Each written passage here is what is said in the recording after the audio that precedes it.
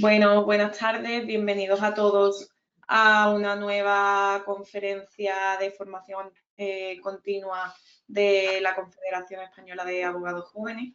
En esta ocasión tenemos el honor de presentar a dos compañeras abogadas. En primer lugar, a doña Juana María Maica Leo, que es abogada en el despacho Malca Asociados y es especialista en Derecho de Extranjería con 33 años de experiencia. Es especialista, como hemos dicho, en Derechos Humanos y es presidenta también de la Red Internacional de Profesionales del Derecho, Red Eureka. Y en segundo lugar va a intervenir también la compañera María Alexandra Vázquez Ruiz, que también es abogada ejerciente, es experta también en Derecho de Extranjería y en Protección Internacional. Tiene 15 años de experiencia en asociaciones de este sector y es letrada del Ilustre Colegio de Abogados de Madrid y está dada de alta en el turno de oficio de Extranjería y Protección Internacional. Y sin más dilación, pues ya vamos a empezar esta jornada de formación continua y doy paso en primer lugar a doña Juana María. Hola, doña Juana María. Hola, buenas tardes a todos los asistentes. Agradecer la invitación de la Confederación Española de Abogados Jóvenes. Y bueno, desde la Red Eureka nosotros hemos querido colaborar y hacer un ciclo de jornadas en los temas que nosotros trabajamos. Y en esta primera ocasión, habrán otras, la primera ocasión hemos coordinado con María, mi compañera, hacer sobre asilo y derechos humanos. Hemos dividido el tema. Primero vamos a hacer un repaso sobre el derecho de asilo, el ordenamiento jurídico, para saber primero dónde nos encontramos. Luego, los cambios en la sede electrónica, por algo más actual ya, recursos de desistimientos.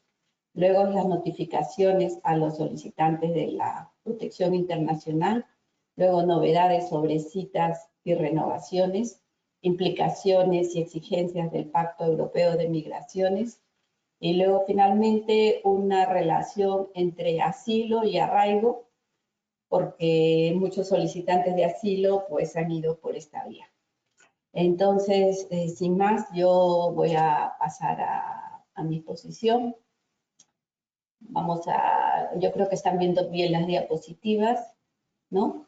Entonces, bueno, vamos a pasar. El marco jurídico del derecho de asilo lo encontramos en primer lugar en la Declaración Universal de los Derechos Humanos, el artículo 14.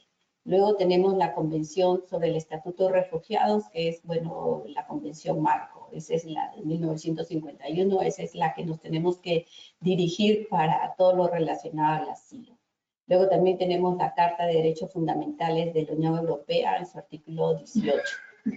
Luego tenemos la Directiva 2011-95 de la Unión Europea, de 13 de diciembre del 2011, por la que se establecen las normas relativas a los requisitos para el reconocimiento de nacionales de terceros países o apátridas como beneficiarios de protección internacional. La Directiva 32 y 33 del 2013, básicas para cualquier demanda, solicitud de asilo, porque es lo que nos está permitiendo ahora tener las medidas cautelares cuando presentamos un recurso contencioso. La del 32 es sobre los procedimientos comunes para la concesión o retirada de la protección internacional, y la Directiva 33 de 2013, por la que se aprueban normas para la acogida de los solicitantes de protección internacional. Luego tenemos la Ley 12 del 2009, del 30 de octubre, que es la reguladora del derecho de asilo y protección internacional. Esa es la ley española y es la que normalmente utilizamos para todos nuestros recursos. Luego tenemos el Real Decreto 203 de 1995, de 10 de febrero, por el que se aprueba el reglamento de aplicación de la Ley 5/1984. Esa Ley 5 es la primera ley de asilo, la anterior. El reglamento está todavía con la anterior, pero no sigue vigente. Luego tenemos el reglamento 604 del 2013 del Parlamento Europeo y del Consejo del 26 de junio del 2013, por la que se establecen los criterios y mecanismos de determinación del Estado miembro responsable del examen de una solicitud de protección internacional presentada en uno de los Estados miembros por un nacional de un tercer país o un apátrida. Este también es muy importante porque cuando solicitamos el asilo a una persona, tenemos que ver cuál ha sido su primer país de entrada, si es dentro de la Unión Europea, porque ese va a ser el competente. Luego el Real Decreto 1325 de 2013, el 24 de octubre, por lo que se aprueba el reglamento sobre el régimen de protección temporal en caso de afluencia masiva de personas desplazadas. Y finalmente, solo me voy a referir, porque María va a hablar un poco más de lo que se establece, es el nuevo Pacto Migratorio y de Asilo de la Unión Europea. Este pacto se supone que establecerá normas uniformes para la concesión de la protección internacional en materia de asilo. Se ha adoptado el 14 de mayo de este año, pero será aplicable a partir del 1 de junio del 26. Luego, la ley 12 del 2009 reconoce 3 figuras que tenemos que tenerlas en cuenta. El asilo propiamente dicho, artículo 3, la protección subsidiaria, artículo 4, y la autorización de residencia por razones de protección internacional, o llamadas razones humanitarias, que está en el artículo 37b y 47 y 46.3. ¿Qué es el asilo? El asilo, pues, es la protección que se da a aquellas personas que han huido de su país de origen o de residencia por diversas razones relacionadas con la violación de uno o varios de los derechos fundamentales. Los actos de persecución son fundados temores que tienen que ser suficientemente graves como actos de violencia física, psíquica, medidas legislativas, administrativas, policiales o judiciales, procesamientos o penas que sean desproporcionadas o discriminatorias, denegación de tutela judicial, actos de naturaleza sexual, etc. Los motivos de persecución pueden ser motivos basados en su raza, en la religión, en la nacionalidad, pero la nacionalidad no solo se limita a poseer una nacionalidad, sino a la pertenencia a un determinado grupo por su identidad cultural, étnica o lingüística, opiniones políticas, etc. Ese es el asilo. Luego tenemos la protección subsidiaria. La protección subsidiaria del artículo 4 se da a aquellas personas que sin reunir los requisitos del asilo, si regresan a su país de origen, pueden sufrir daños graves. ¿Cuáles serían esos daños graves? Los daños graves son los que establece el artículo 10, que serían la condena a pena de muerte, riesgo de subversión material, tortura, tratos humanos o degradantes, amenazas graves contra la vida o la integridad. Ejemplo, por ejemplo, una persona por su condición sexual puede hacerse acreedor de esta protección subsidiaria, sería acreedor siempre y cuando que tenga un temor fundado que por su condición sea perseguido en su país de origen. Entonces, porque va a sufrir un daño grave. O sea, tiene que ser, el motivo de persecución debe considerarse en función de las circunstancias imperantes del país de origen. Y luego tenemos las razones humanitarias. Las razones humanitarias, pues he puesto ahí una serie de sentencias del Tribunal Supremo para más o menos tener claro cuáles son las razones humanitarias. Las razones humanitarias se supone que se tienen que pedir en la solicitud de asilo, pero que son distintas al asilo, o sea, tienen que ser especiales. Las razones humanitarias que están en el artículo 37b, 46.3 de la Ley de Asilo y en el artículo 125 del Reglamento de Extranjería, por ejemplo, la sentencia, esta, la 3.888 del año 24, señala que no se requiere la constatación de una persecución individual, sino que cobra más relieve el análisis del conflicto social y modo que éste afecta a la persona. El modo que éste afecta a la persona. La segunda sentencia, la 3.884, por ejemplo, esta fundamenta, dice, la autorización de permanencia habrá de ser objeto de petición expresa al tiempo de solicitar la protección internacional, alegando y acreditando las circunstancias excepcionales que concurren, distintas de las señaladas en el Estatuto de Protección Subsidiaria, para que puedan ser valoradas por la Administración. Las razones humanitarias deben ser solicitadas desde el inicio. Desde el inicio, no pueden luego en la demanda pedirse, tienen que pedirse desde el inicio. Luego, la otra sentencia, la 14/12 del 2024, lo que nos dice es que estas no se refieren a cualquier motivo humanitario en general, sino que deben estar específicamente relacionadas con un riesgo tangible de desprotección debido a conflictos o disturbios graves de naturaleza política, étnica o religiosa. Ejemplo, por ejemplo, se han estado dando y se están dando a los venezolanos, a los saharauis ahora. La ACNUR ha informado para que se le dé favorablemente las razones humanitarias. Las solicitudes de protección internacional. Las solicitudes de protección internacional, ¿dónde se solicitan? Hay 4 lugares donde se pueden solicitar. En frontera. En frontera, una persona llega, por ejemplo, al aeropuerto de Barajas, inmediatamente debe de solicitar la protección internacional y tendrá la asistencia letrada del caso. En territorio español, una persona ya ha venido a España, no ha solicitado cuando ha entrado a territorio español, pero lo puede solicitar en territorio, no lo ha solicitado en Barajas, pero lo puede solicitar en territorio español a través de las famosas citas. En el CIE, en los centros de internamiento de extranjeros, también se puede solicitar la protección internacional. En este caso, la solicitud de protección internacional será tramitado como si se hubiera solicitado en frontera. Y finalmente también se puede solicitar en embajadas y consulados. En embajadas y consulados no será el organismo que resuelva, sino el organismo que al ver las circunstancias tiene que dar traslado de esa solicitud y al solicitante a territorio español. Competencias jurisdiccionales.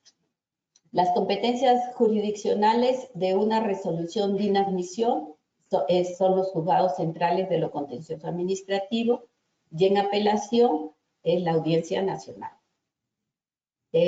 Las resoluciones de denegación de asilo del Ministerio del Interior, las de denegación van a la Audiencia Nacional y como recurso el segundo recurso, el recurso que le corresponde es el recurso de casación.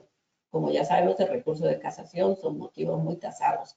No es una apelación como antes sí, cuando no se modificó el recurso de casación, acá son motivos muy tasados, pero las resoluciones de denegación se pueden recurrir en casación. Yo voy a darles este pantallazo porque yo no me quiero extender más porque voy a la última parte y a hablar sobre el asilo de arraigo y solamente este es un informe del Ministerio del Interior del 31 de agosto del 24 en el cual las tasas de reconocimiento vemos de las solicitudes de asilo. En primer lugar tenemos al Congo, Sudán, Ucrania, Mali, Somalia. Tasas de protección, también Congo, Sudán, Venezuela, Ucrania y Mali. Bueno, yo ya termino esta parte para luego ya dar paso a mi compañera María, que les va a hablar de los siguientes temas. Bueno, gracias.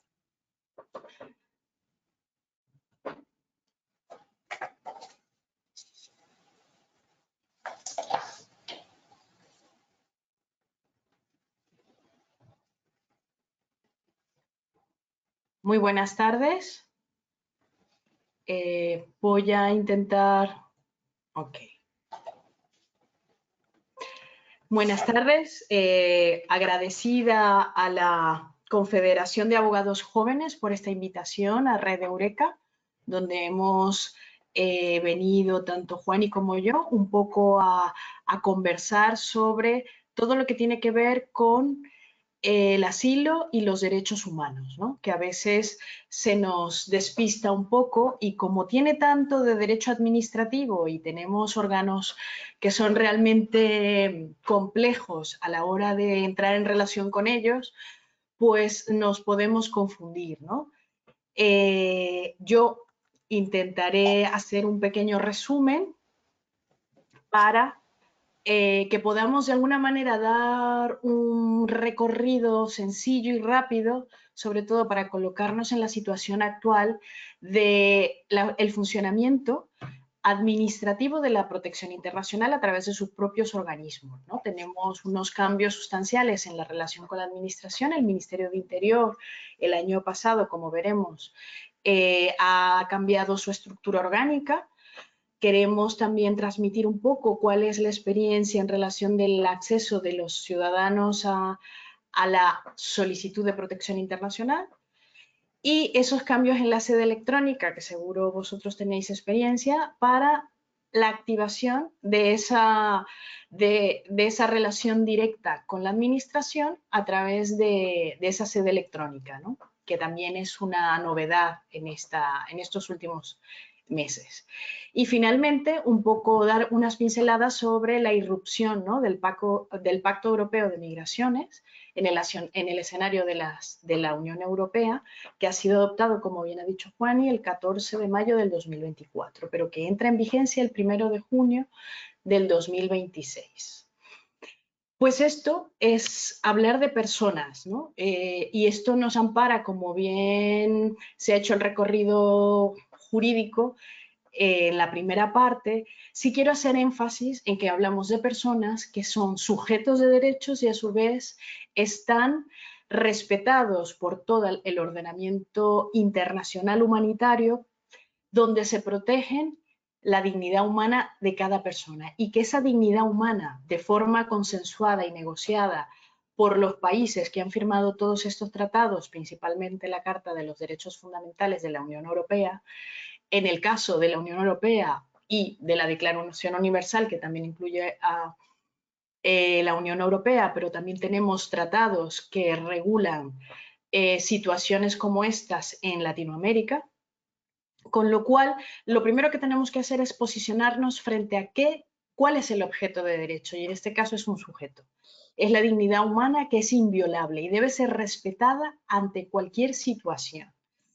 ¿Qué es el derecho de asilo? Como bien establece el artículo 18, pues debe ser un derecho de todas las personas, que viene recogido en la Convención de Ginebra del 28 de julio de 1951 y el protocolo de 31 de enero de 1967, para que las personas que se encuentren en determinadas circunstancias, como se han descrito, ¿verdad?, puedan acceder a un estatuto de refugiado, a una protección subsidiaria y, en este caso, en España, a la posibilidad de acceder a razones humanitarias. Son posibilidades totalmente abiertas y que han sido usadas a lo largo de estos últimos 5 años de forma activa y directa por los ciudadanos. Esta modificación orgánica, en vista de la realidad que se ha vivido y que se ha confrontado desde el 2014, 15, 16, como veremos más adelante, nos lleva al Real Decreto 1009/2023 del 5 de diciembre, por el que se establece la estructura orgánica básica de los departamentos ministeriales, y eso incluye la Dirección General de Protección Internacional. Esta Dirección General de Protección Internacional incluye a la Subsecretaría del Ministerio de Interior, la cual asume las competencias de este ministerio en materia de protección internacional, apatridia y desplazados. En eso es bastante específico, ¿no? Y en el artículo 15 del Real Decreto 2007/2024 del 27 de febrero, por el que se desarrolla la estructura orgánica del Ministerio de Interior, concretamente, tenemos que hay o se crean 3 subdirecciones generales que dependen directamente de esta Dirección General de Protección Internacional. Esto lo habremos vivido directamente cuando entramos a Red Sara a enviar documentación de las personas que acompañamos en el proceso de protección internacional. Tenemos la Subdirección General de Relaciones Institucionales e Información de Protección Internacional, la Subdirección General de Asuntos Generales y Jurídicos de la Protección Internacional y la Subdirección General de Instrucción de Protección Internacional y Apatridia. Esta es la que directamente nos involucra en el proceso de protección internacional cuando le damos inicio en España. ¿A qué se debe dedicar, ¿no?, esta subdirección? Pues la tramitación de las solicitudes de protección internacional presentadas en los puestos fronterizos de conformidad con el artículo 21 de la Ley 12/2009, el ejercicio de la presidencia y de secretaría de la Comisión Interministerial de Asilo y Refugio, donde sabemos que participa el Ministerio de Justicia, el Ministerio de Interior, ACNUR, como vigilante y garante de los derechos humanos y que tiene voz pero no tiene voto. Sin embargo, hay un esfuerzo importante por esta comisión tenga una coordinación de trabajo y de verificación de la información que llega. En especial, se instruye y se resuelven los expedientes administrativos sobre protección internacional, aquellos atribuidos por la normativa vigente, pero también aquellos que tienen que ver con la protección temporal cuando existen flujos masivos de personas desplazadas. Por ejemplo, con todo el tema de Ucrania. Y en relación también a los expedientes de apatridia. Pues sabemos que el mundo es cambiante y cada vez va cambiando de una manera más rápida. Eso es lo que se llama la migración. Todos tenemos derecho a la migración por diversas circunstancias.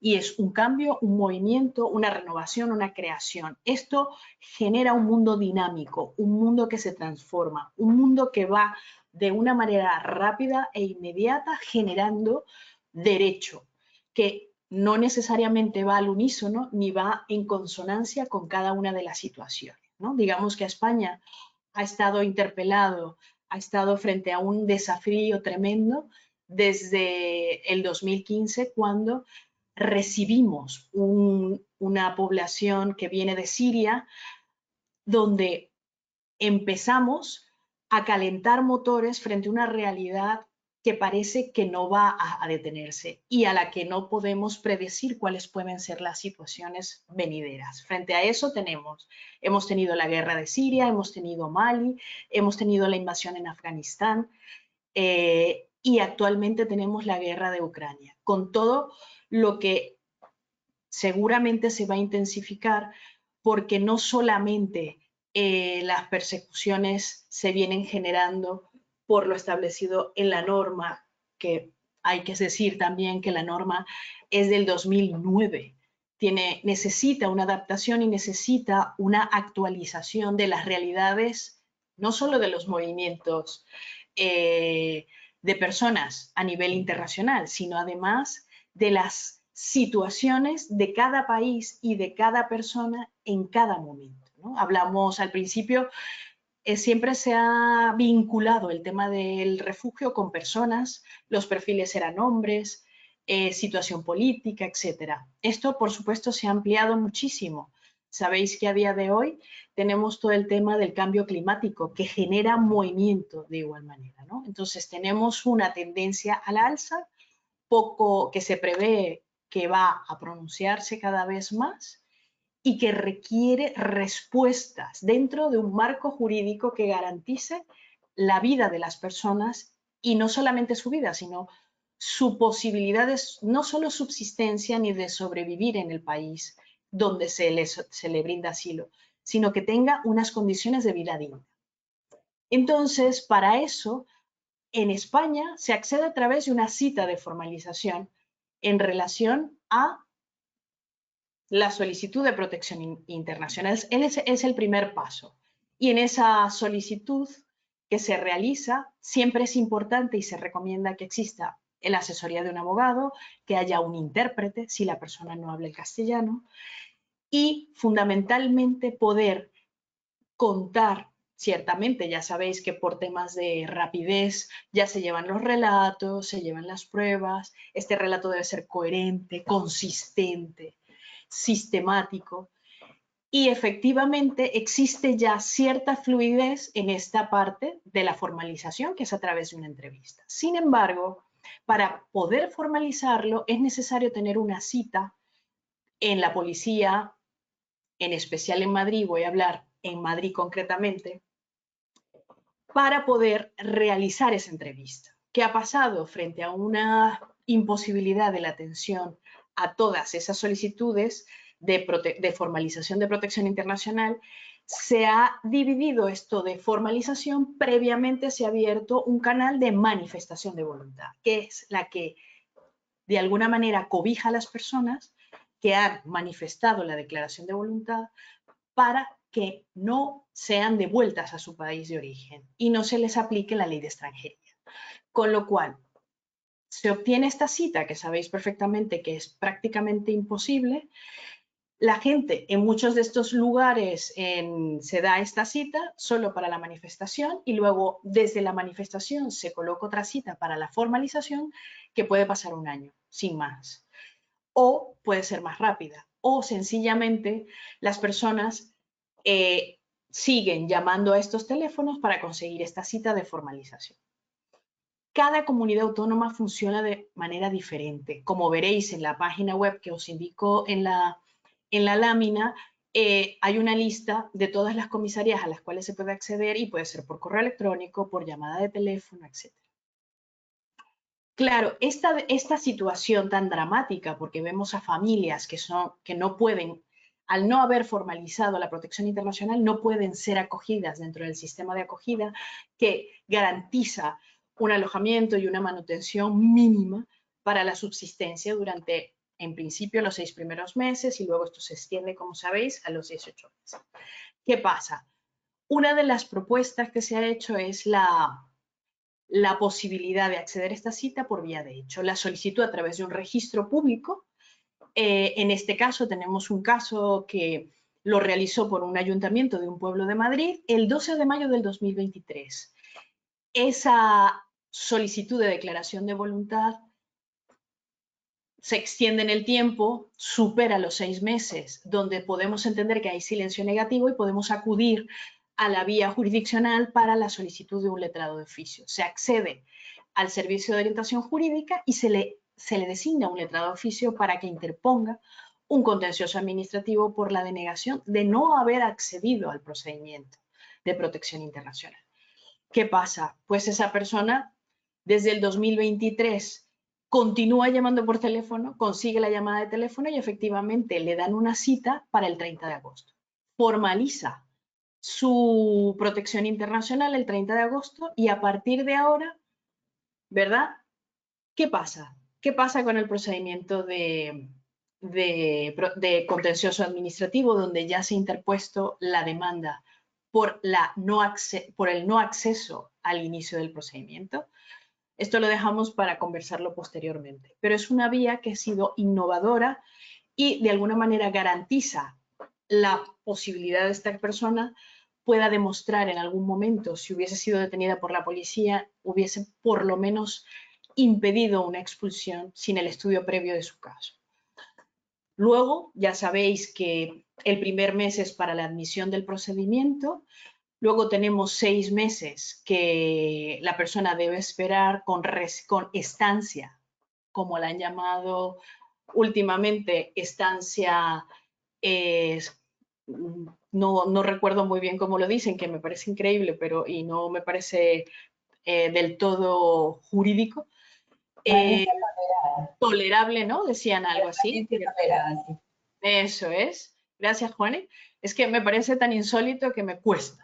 Bueno, total que después de los 6 meses, ¿verdad? Esta persona puede llegar, a partir de esos 6 meses está en estancia tolerada, tiene el derecho a trabajar, lo cual le permite acceder al mercado laboral Y a partir de ese, lo que pasa es que ciertamente, en vez, como antes se daba una tarjeta roja, estos primeros meses, después de la formalización, se da un documento blanco con una foto y la identificación y un NIE establecido por la policía, ¿verdad? Que concede la policía, que designa la policía, y a partir de ese documento tienen 9 meses para permanecer en España. Esto se inicia a través de, y posteriormente, de la pandemia. Entonces tenemos los 6 meses incluidos, tenemos hasta los 9 meses que se daba después de la pandemia y ahora, y a partir de esos 9 meses es que podemos ir a renovar. Y la renovación es a través de la página web, ¿no? Cuando entramos a cita de huellas, donde se buscan las de extranjería, y ahí buscamos la cita para renovar. Esta podría ser un poquito más sencilla, aunque también requiere tiempo, ¿no?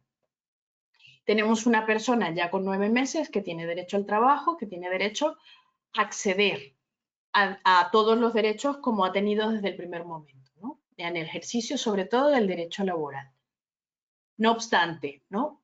Tenemos algunas recomendaciones que en el camino el propio defensor del pueblo se ha pronunciado y como bien sabemos, esta no va aquí, pero ciertamente la diapositiva que venía con la recomendación del defensor del pueblo es que con tanto retardo, ¿verdad?, en las renovaciones, es posible que la persona se le caduque su residencia y la renovación se haga a mediano plazo. Las personas están de alta y tienen un tiempo determinado para el banco, para una serie de eventos que necesitan estar documentadas. Entonces, vamos a ver aquí.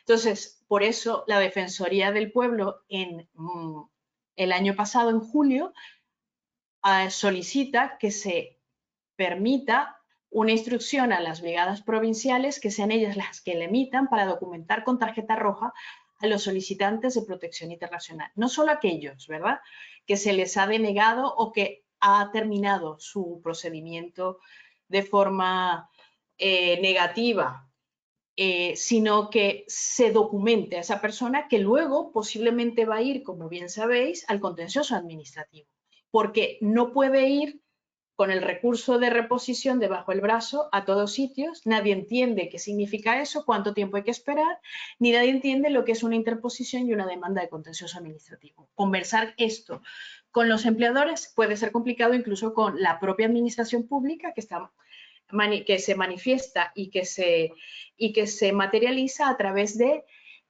la seguridad social, ¿no? Entonces, pues luego, ¿cómo podemos acceder a esta formalización que he realizado y solamente tengo el papel blanco o ya he renovado varias veces? Pues tenemos las siguientes opciones. La primera opción es a través de el certificado digital, que ya sabéis que cuando hay una notificación se envía la notificación al certificado digital de la persona, esa carpeta que se ha creado desde la administración. Hay dificultades porque hay personas que no lo tienen, porque cuando se le ha notificado ya se le ha vencido y no ha podido obtener el certificado digital, ¿no? Y también por eso el defensor del pueblo pide como recomendación que a toda persona que pueda demostrar que es solicitante de asilo, ¿verdad?, se le pueda expedir un certificado digital y se hace la recomendación directamente, ¿verdad?, a el ministerio, al ente administrativo responsable. Bueno, eso tampoco se ha podido. Y luego la segunda posibilidad es que si la persona no se ha cambiado de domicilio, ni de comunidad autónoma, ni de ciudad, pues que se lo envíen a su residencia. Y finalmente es el BOE. El BOE. El BOE es interesante, ¿verdad?, porque nos permite, a través del NIE, solamente saber si me han archivado, que pueden ser de acuerdo a lo que establece la ley, si me han archivado, si me han concedido el estatuto, si me han dado protección internacional o me han dado razones humanitarias. Entonces, también puedo estar en la situación de que sea favorable y tampoco pueda acceder a la resolución. Entonces, lo más inmediato es ir directamente a la oficina de asilo. y si no, intentar acceder a ese certificado digital o acceder por el dejo. Sería la posibilidad, ¿no? Bueno, y quería mostrarles que seguramente lo habréis visto, cómo se pueden mostrar las diferentes resoluciones en el BOE.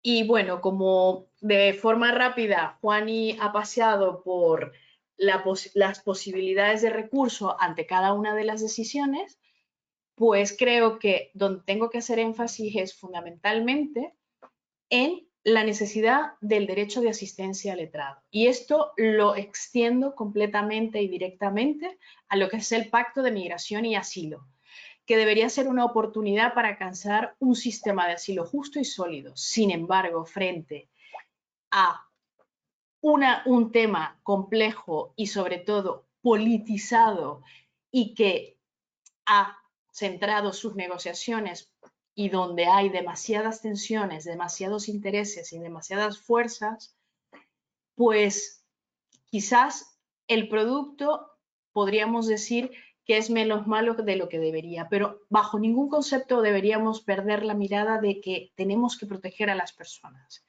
Y como abogados tenemos que garantizar en todo momento, desde el primer instante en que pisen territorio o a través de los diferentes puestos fronterizos, la asistencia jurídica gratuita, las garantías legales y que existan recursos efectivos. Si queréis, al final puedo un poco hablar un poquito más del pacto para no pasarme del tiempo y así poder tener algo para el diálogo.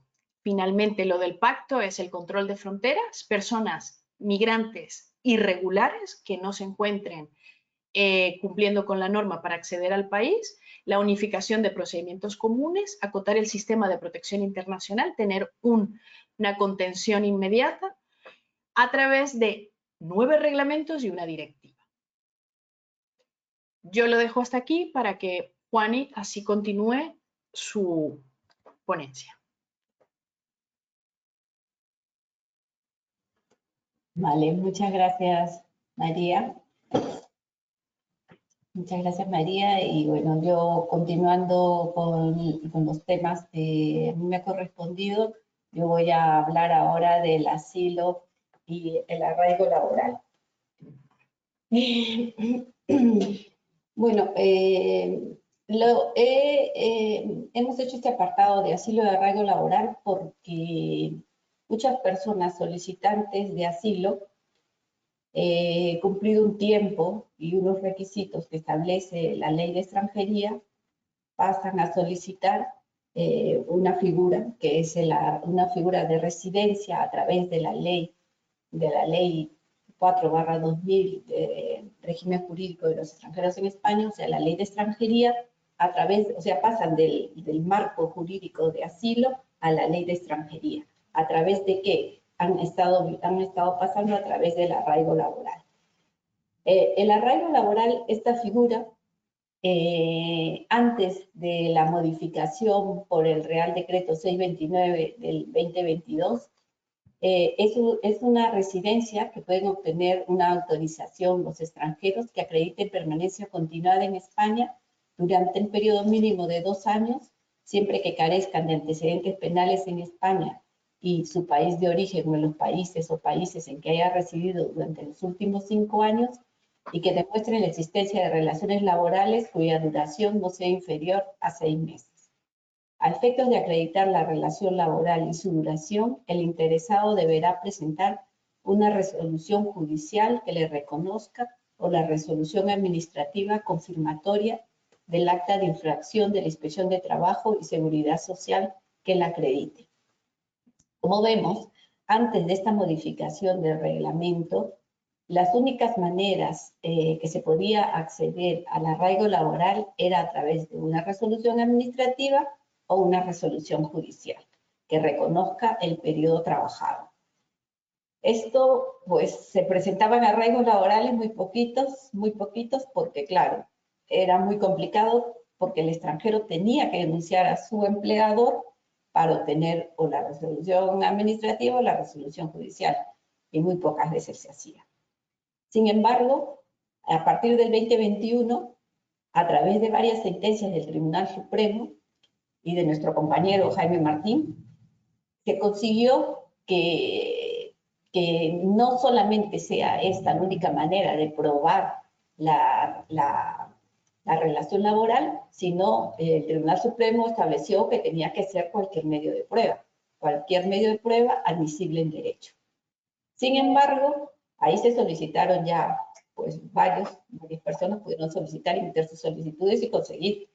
Sin embargo, a través del Real Decreto 629 del 2022 del 26 de julio, se modifica el Reglamento 557 del 2011 y la modificatoria, ¿qué agrega? La modificatoria a través del artículo 124, dice que estas personas tienen que se encuentren en situación de irregularidad en el momento de la solicitud.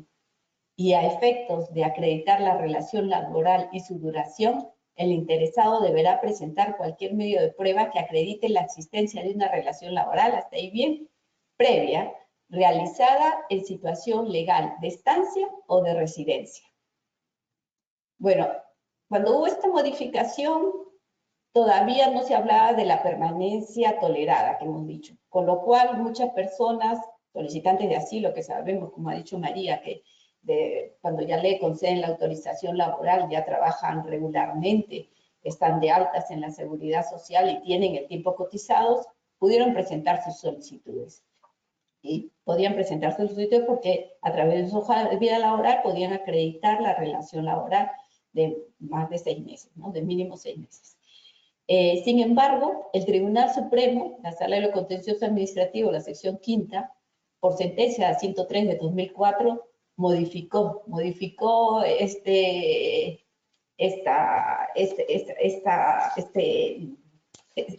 su criterio y estableció que tenía que ser que solamente que a efectos de acreditar la relación laboral, el interesado deberá presentar cualquier medio de prueba que acredite una relación laboral realizada en situación legal de estancia o residencia.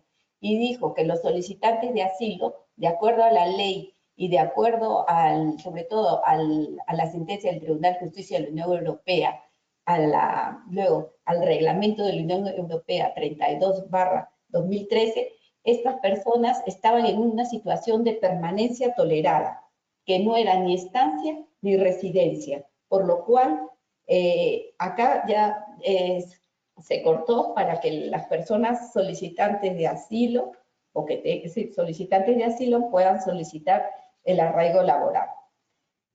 Ellos señalaron, se basaron en que el artículo 9 de la directiva 32, los solicitantes están autorizados a permanecer en el Estado miembro únicamente a efectos del procedimiento y hasta que la autoridad decisoria haya dictado la resolución. Y que esa autorización era una autorización a permanecer que no constituye ni una estancia ni una residencia. Y a raíz de esto se dictan unos criterios por la Dirección General de Migraciones el 24 de enero, se dictan estos criterios el 24 de enero, sí, aplicando la sentencia del Tribunal Supremo. No, los criterios se dictan posteriormente, el 9 de abril del 2004. El 9 de abril del 2004 se dictan unos criterios en la cual ya dejan de lado a los solicitantes de asilo. Estas personas ya no pueden solicitar asilo porque en primer lugar dice que su estancia, al ser permanencia, no es irregular. Entonces no podrían encajar porque no se encuentran en situación de irregularidad. Y que el tiempo cotizado como solicitantes de asilo, tampoco se puede contar porque no es ni estancia ni residencia. Entonces, todas estas personas solicitantes de asilo ya no han podido, ya no se pueden presentar. Y estos criterios de aplicación, que digo que son del 9 de abril del 24, no solo ya se han extendido para los solicitantes de asilo, para los solicitantes de asilo que acceden al arraigo laboral, sino para cualquier figura del arraigo, de los arraigos, el arraigo familiar, el arraigo social, el arraigo laboral. O sea, en ninguna de estas figuras los que vienen solicitando asilo, los que ya están trabajando, los que han cotizado a la seguridad social, pueden acceder a ninguna de estas, de las residencias de arraigo. Y sin embargo, tenemos el actual proyecto del reglamento que parece ser que nos puede dar una salida, porque el artículo 127, que establece nuevos tipos de arraigo, establece 5 tipos de arraigo, también establece un arraigo de segunda oportunidad. Y en el arraigo de segunda oportunidad señala que para acceder a un arraigo de segunda oportunidad, aparte de tener los 2 años de residencia continuada, acreditar actividades laborales o profesionales por cuenta propia, que se podrá efectuar a través del alta del sistema de seguridad social, realizadas en situación de permanencia regular, sin autorización de estancia o residencia temporal. O sea que acá es para casi directamente a los solicitantes de asilo, porque ya además los excluye a los que tengan estancia o residencia temporal. Las relaciones laborales por cuenta ajena, establece unos periodos que pueden ser de 6 meses en una jornada laboral que promedia al menos 30 o más horas en cómputo global, 9 meses con una jornada laboral semanal que promedie más de 20 horas, pero menos de 30, una duración mínima de 1 año con una jornada semanal que promedie más de 15, pero menos de 20. Como vemos, es un abanico amplio. Y en caso de actividades en cuenta propia, un mínimo periodo de 6 meses de alta en la seguridad social. Los requisitos del arraigo de segunda oportunidad, vemos pues que es estar en situación irregular en el momento de la solicitud, residencia de manera continuada durante los 2 años, haber contribuido a la seguridad social si es por cuenta ajena en los plazos anteriormente establecidos, que ustedes lo pueden detenidamente ver, o por cuenta propia 6 meses en los 2 años anteriores a la solicitud. ¿Y a quién va dirigido? Pues pensamos que a los solicitantes de asilo, pero necesitan desistirse, renunciar, renunciar a recursos de reposición, y eso a través de la plataforma del Ministerio del Interior. Les recomendamos a través de la plataforma del Ministerio del Interior, de la que les ha hablado María, porque hemos visto que cuando hemos estado presentando desistimientos que no hayan sido presentados por la plataforma del Ministerio del Interior, no han sido tenidos en cuenta. Y lo grave del asunto en este caso es que en la plataforma del Ministerio del Interior hay que tener un certificado o certificado digital, que muchos no lo han gestionado. Y entonces eso les va a perjudicar, Entonces, es importante que desistan o que renuncien para que se encuentren en situación irregular siempre y cuando se quieran acoger a este arraigo de segunda oportunidad. Y en cuanto a los recursos contenciosos administrativos, pues desistirse de sus procedimientos. O sea, esa es la recomendación para que puedan presentar este arraigo de segunda oportunidad, que muchas personas lo hacen y lo quieren hacer. Entonces, vamos a ver de todas maneras cómo sale la modificación del reglamento, y cuando salga la modificación del reglamento seguro que se podrán dar criterios más exactos. Bueno, pues yo ya sin más, ya termino mi exposición. Doy las gracias nuevamente a la Confederación de Abogados Jóvenes, y bueno, quedamos a disposición de vosotros para las preguntas que deseáis formular. Gracias.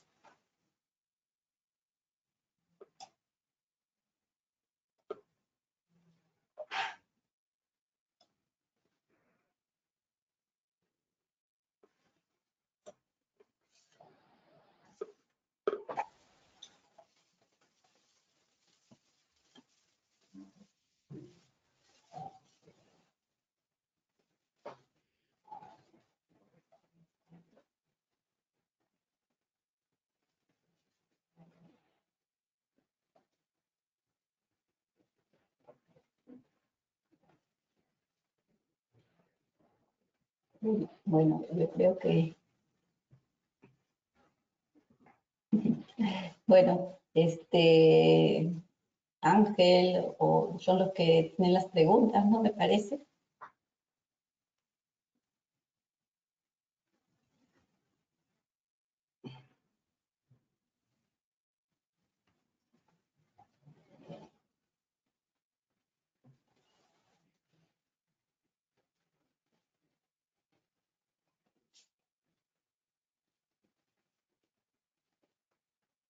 Bueno, María, si quieres, hasta mientras no nos hacen las preguntas, ¿te puedes referir un poco al pacto europeo que dijiste que podías hacer algo, hablar un poco más del pacto? Sí. En relación al pacto, es importante de alguna manera subrayar que la idea es controlar, ¿no? Hacer un control legal de los flujos migratorios.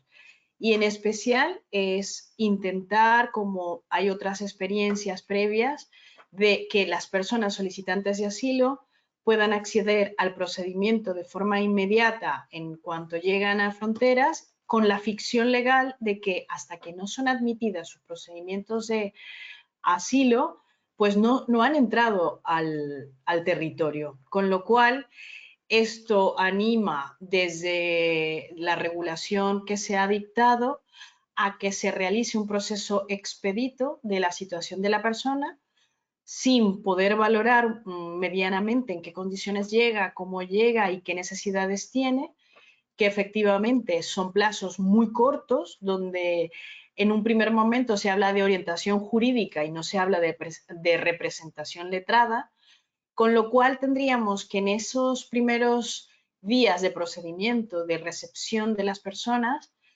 habla de algo así como un triaje, ¿no? De conocer, identificar, se supone que a través de ese control fronterizo que se ha venido haciendo desde hace muchos años con Frontex y todo esto, se pueda recabar información de la persona de una manera mucho más veraz y directa. Con lo cual, allí las debilidades, por un lado, es que son plazos muy cortos, que es una ficción jurídica y que la persona no está en España aún. Eso implica que, por nuestra parte, si los plazos siguen siendo tan cortos, va a requerir una actuación muy rápida y muy concreta. No obstante, sin pensar en la situación y las condiciones en que llegan las personas, porque estamos hablando de una persona que es lo que nos imaginamos, pero pueden venir grupos de familias como han venido cuando ha sido toda la invasión de Afganistán. Estamos hablando de personas que no hablan el idioma, de personas que vienen de recorridos y de tránsito de otros países, en circunstancias que necesitan tranquilidad y comprensión de su realidad más inmediata. Y de, por supuesto, velar por las garantías mínimas. Con lo cual, eso sería como lo más importante, el tema del triaje, de los plazos y sobre todo de la participación de nosotros todos vosotros como jóvenes juristas y todo el colegio de abogados que tiene que tener junto con la Defensoría del Pueblo y un trabajo directo con ACNUR de cuidado y de supervisión directa con las personas. Ya sabemos las crisis que hemos tenido últimamente en el aeropuerto, donde los abogados tampoco dan abasto, tenemos el turno de oficio, no se llega a todo el trabajo que se requiere. Entonces, también una gran preocupación es que el plan hay que presentarlo para este mes, ya queda poco, y luego el plan de ejecución, con lo que se planifique este mes, pues ya tiene que empezar a trabajar el Estado español en todo lo que tiene que ver con el procedimiento, todo lo que tiene que ver con la estructura, con los órganos responsables, y parece que no hay mayor movimiento, ¿no? Es verdad que tenemos a las puertas la renovación, el reglamento, ¿no? Un nuevo reglamento, pero no hay mayor información al respecto, sino primero se habló de que la posibilidad del reglamento fuera en septiembre, ahora en octubre, y estamos en espera, ¿no?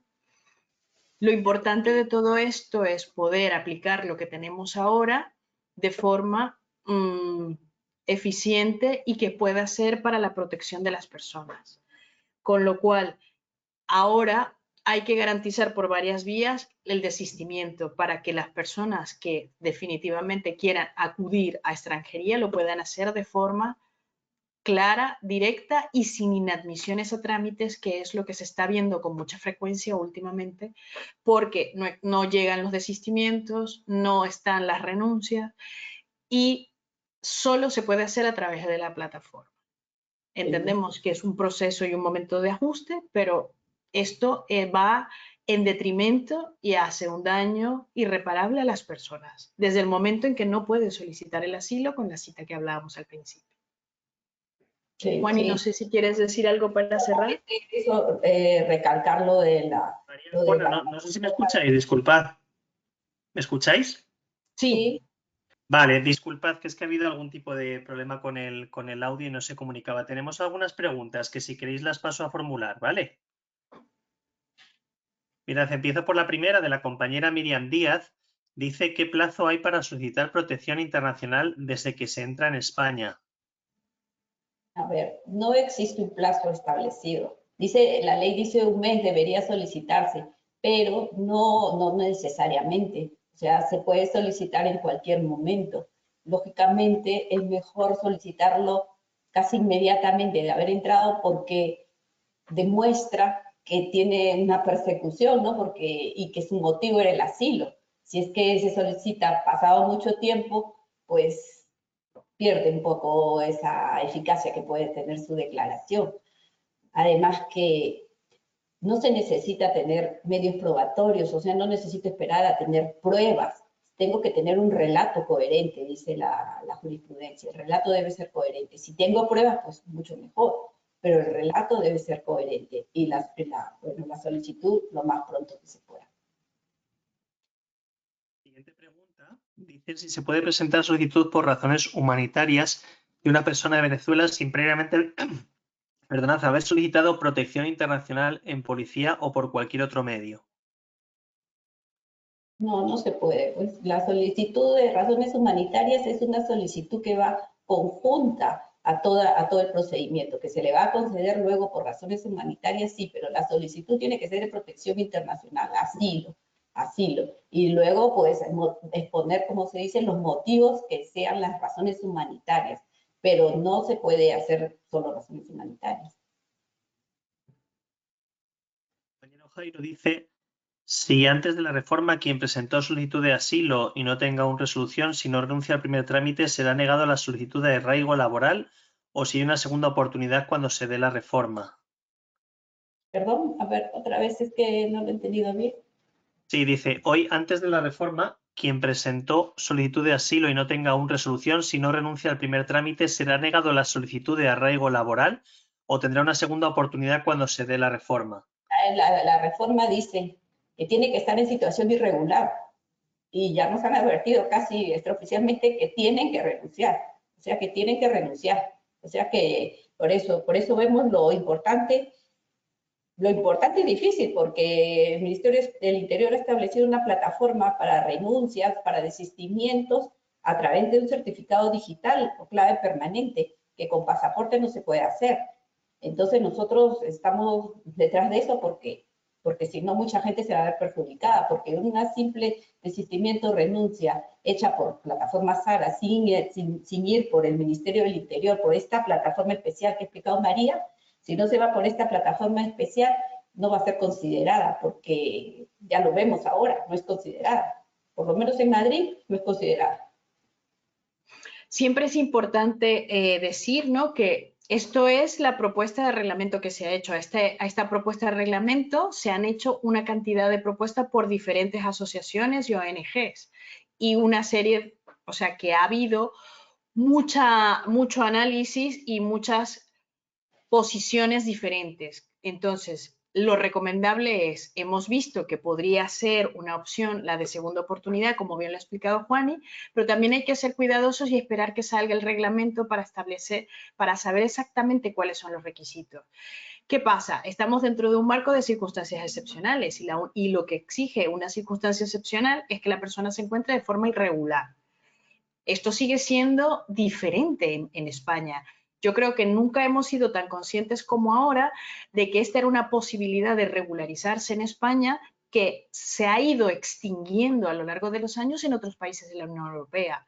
Con lo cual, ahora es más exigente. O sea, ahora la Unión Europea se ha dado cuenta que tenemos muchos canales de regularización y que eso no puede ser. Por eso es el pacto de migraciones. ¿Por qué? Porque lo que quieren es que sea todo que sea todo uniforme, que todos brinden una misma propuesta para que no haya forma de que se acceda sin que sea controlado por los estados y sobre todo por la Unión Europea. Entonces, eso es lo que tenemos que concienciar, que en el momento en que llegue el reglamento, ir al especialista, que es el abogado de extranjería, al especialista que conoce la norma, no solamente lo que sale en este momento, sino históricamente cómo se ha venido desarrollando y las posibilidades que hay. Fíjense que la ley de asilo es del 2009 y no tenemos reglamento desde el 2009. Entonces, ¿qué se aplica? El reglamento previo, que es de muchos años previos. Entonces, es lo que tenemos que ser conscientes de que cuando llegue una persona solicitante de asilo que tenga un complejo proceso donde está esperando todavía el contencioso administrativo, porque sabemos que los contenciosos están tardando más de 1 año y medio, y que esa persona sigue trabajando o que no ha podido conseguir trabajo y que no puede desistir y que tiene una oferta de empleo, ¿verdad? ¿Cómo poder solucionar esa situación en ese momento? Si tenemos nuevo reglamento, excelente. Por eso sería bueno poder hablar de ese nuevo reglamento y de esas nuevas posibilidades. La siguiente pregunta de Inmaculada Moreno dice que quería saber si cuando transcurren los 6 meses desde la formalización de la solicitud, la persona solicitante puede trabajar por cuenta propia. Bueno, en la medida en que cumpla con los requisitos del cuenta propia, sí. Eso tiene que ver con seguridad social. Ahí tiene que ahí te le piden una serie de requisitos, como cuál va a ser su trabajo, si está capacitado para ese trabajo, cuál va a ser en un primer momento, sus ingresos, cuáles van a ser sus gastos, y a partir de ahí, sin problema, siempre y cuando tenga posibilidades de acceder, no por extranjería, pero sí por seguridad social. Es allí donde está definitivamente cruzado todo esto con el tema laboral, porque muchas de las personas no quieren estar en el sistema de acogida y muchas de las que están en el sistema de acogida deben salir al mercado laboral. Entonces, ¿cómo hacemos para facilitar que estas personas que están ya documentadas, que es un paso muy importante, puedan permanecer en el mercado laboral de forma constante y generando los ingresos necesarios para vivir y cumpliendo con sus obligaciones en España, que lo hacen? Entonces, sí es posible en la medida en que pueda cumplir con sus obligaciones dentro de lo que exige la seguridad social. Vamos con la última pregunta de la compañera Cristina López. Dice que quería consultarles en la práctica respecto a la solicitud de arraigo laboral o en el caso del arraigo social en cuanto al requisito del deber de aportar un contrato, que cómo se solventa en la práctica cuando ningún empresario quiere contratar a nadie sin su correspondiente autorización de trabajo y no pueden acceder a ese arraigo sin ese contrato, que en la práctica y que en el día a día hay serios problemas para conseguir estas autorizaciones por circunstancias excepcionales. A ver, en el arraigo laboral no es necesario aportar contratos. En el arraigo laboral, ¿no? En el arraigo laboral y el arraigo de segunda oportunidad de darse como se ha publicado en el proyecto, es acreditar la relación laboral que ha tenido la persona, acreditar los 6 meses de relación laboral o los periodos que se establezcan en el proyecto. En el arraigo social sí se pide un contrato, pero en el arraigo social nosotros sabemos, porque somos especialistas y porque llevamos muchos procedimientos, que son gente que viene trabajando. Son gente que viene trabajando en la economía sumergida, pero que tiene sus empleadores. Y son esos mismos empleadores los que les hacen un contrato que no es un contrato ya que se formaliza inmediatamente, es un contrato que lleva una cláusula que dice que ese contrato entrará en vigor una vez sea aprobada la autorización del trabajador, la autorización de residencia y trabajo del trabajador. O sea que en el arraigo social, que también se va a venir en el proyecto, sí figura, pero con otros nombres, también se presentará un contrato pero normalmente son personas que vienen trabajando y que son sus empleadores los que les hacen es un contrato con esta cláusula, o sea que normalmente sí se da, sí se presenta y son la mayoría de arraigos sociales los que se presentan en la actualidad. Y esta sí, disculpad, es la última pregunta que acaba de entrar el compañero Gonzalo Marcos Rodríguez. Dice que quería preguntar en relación con la sentencia del Tribunal Supremo 1504/2022 de la Sala de Tercera, que establece que en casos de vulnerabilidad destacada de los solicitantes de protección internacional, la Administración tiene una obligación activa de apreciar dichas causas de vulnerabilidad de cara a conceder la residencia por razones humanitarias sin que sea necesaria la solicitud diferenciada por parte de los solicitantes. Dice que quería preguntar si opina que la Administración aprecia suficientemente estas circunstancias en casos en que hay menores migrantes o mujeres. Yo creo que sí, yo creo que sí, yo creo que sí.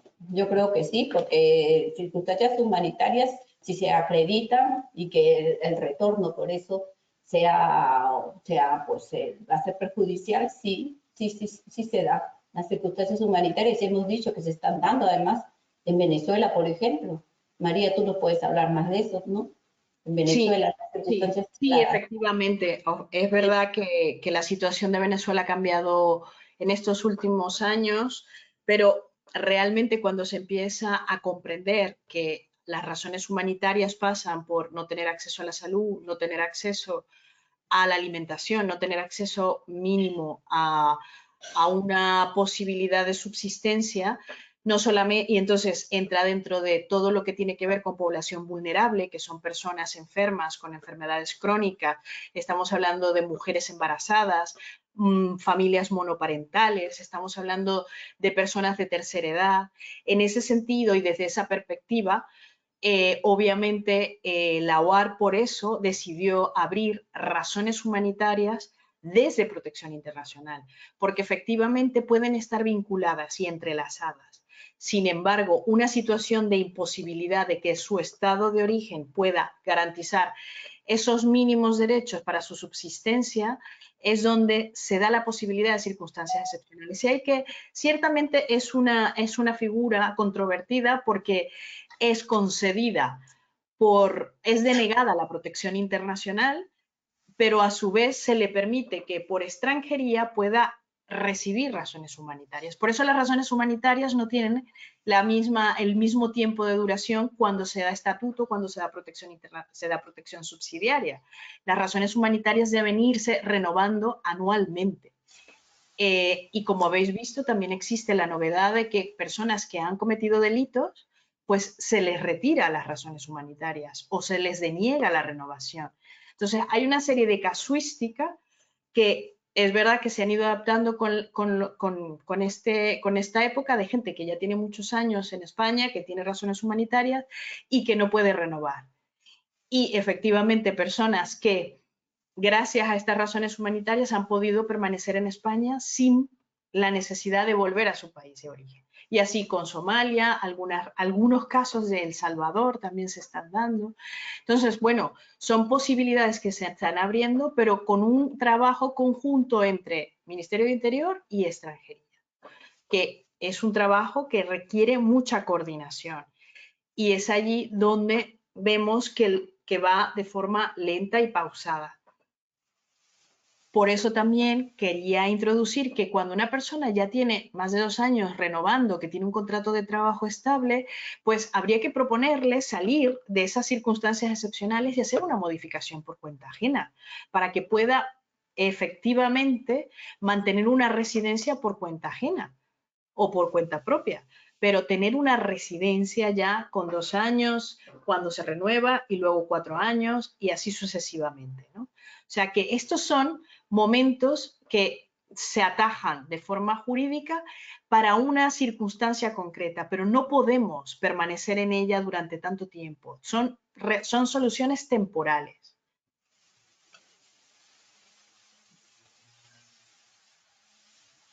Muchas gracias, Juana, María. Ha sido un placer teneros esta tarde con nosotros. Os traslado las felicitaciones que nos están mandando los asistentes y nada, muchísimas gracias por esta estupenda ponencia. Muchas gracias a vosotros. Nosotros sí. Hasta luego. Adiós. Hasta luego. Buenas tardes. Adiós.